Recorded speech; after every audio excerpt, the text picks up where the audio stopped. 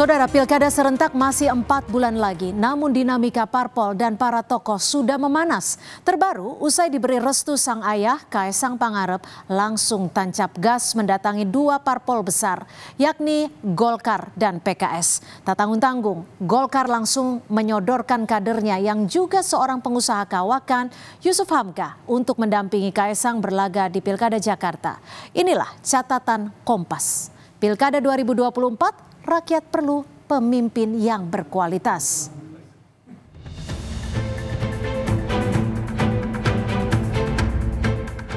Tugasnya orang tua itu hanya mendoakan. Saya siapkan kader Partai Golkar yang sudah memalang melintang di infrastruktur, yaitu Babah Alun. Pilkada serentak bulan November nanti, mampukah menghasilkan kepala daerah yang berkualitas? Ajang sana para politisi mulai gencar dilakukan mendekati masa-masa pendaftaran calon kepala daerah ke KPU. Yang paling hangat pekan ini adalah kunjungan Kaesang ke Partai Golkar pada Kamis 11 Juli, setelah sebelumnya Kaesang sowan ke DPP Partai Keadilan Sejahtera pada Senin 8 Juli. Yang menarik, buah dari kunjungan Kaesang ke Partai Golkar adalah perjodohan politik yang coba disodorkan sang ketua umum kepada putra bungsu Presiden Jokowi ini. Masih ada waktu 2 bulan. Tetapi apabila kesempatan itu ada dan Mas Kaesang siap untuk maju, Partai Golkar akan mendukung. Seandainya beliau memilih Jakarta, saya siapkan kader Partai Golkar yang sudah memalang melintang di infrastruktur, yaitu Babah Alun. Alasan dipilihnya Yusuf Hamka untuk mendampingi Kaesang bila nanti ia memilih berlaga di Pilkada Jakarta, menurut Erlangga untuk membantu persoalan infrastruktur dan kemacetan parah di Jakarta. Namun, perjodohan Yusuf Hamka dan Kaesang ini diakui Hamka diputuskan sangat mendadak. Saya belum punya upaya apa-apa, Pak, karena buat saya masih terkaget-kaget gitu. Jujur aja, saya juga bingung-bingung, cuman ya saya nikmatin aja lah, biar bagaimana, biar angin atau mengalir aja lah maksudnya gitu.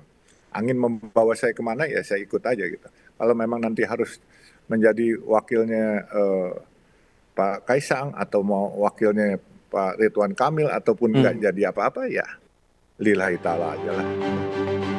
Kaesang pun tidak banyak berkomentar usai pertemuannya dengan para petinggi Golkar. Alih-alih menjawab soal jadi tidaknya dirinya maju di Pilgub Jateng atau Jakarta, putra bungsu Presiden ini malah menyampaikan keinginannya untuk segera berkomunikasi dengan Ketua DPP PDIP, Puan Maharani. Yang pertama, saya ucapkan terima kasih sekali buat Mbak Puan karena sudah terbuka dengan kami untuk saling berkomunikasi. Insya Allah dalam waktu dekat secepatnya saya akan berkomunikasi dengan Mbak Puan. Secara elektabilitas, nama Kaesang belum terlalu menonjol. Kaesang pun tak memiliki rekam jejak kepemimpinan. Karena itu penerimaan serta dorongan parpol besar kepada Kaesang untuk diusung dalam pilkada dinilai pengamat politik karena ada pengaruh sosok Jokowi.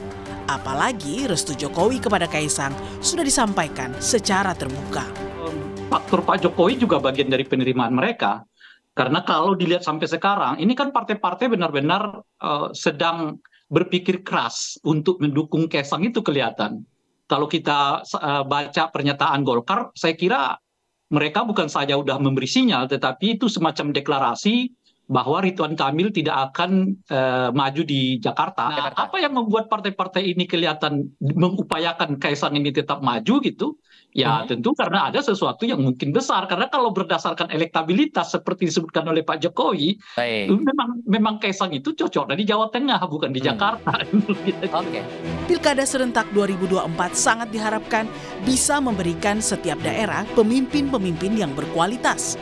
Partai politik menjadi wadah pertama dalam menyaring sosok yang pantas dan layak untuk disodorkan kepada pemilih, yaitu rakyat. Apalagi Presiden Jokowi kerap menyebut keputusan di tangan rakyat. Rakyatlah yang memilih mau dipimpin oleh siapa. dalam pemilihan pun, baik itu di pilkada, di pilihan wali kota, pilihan bupati, pilihan gubernur, pilihan presiden, itu semuanya yang memilih itu rakyat, yang menentukan itu rakyat, yang mencoblos itu juga rakyat, bukan kita, bukan elit, bukan partai. Ya, itulah demokrasi. Publik berharap koalisi partai politik jangan sampai jadi stempel keinginan seseorang karena ujungnya rakyatlah yang dirugikan. Tim Liputan, Kompas TV.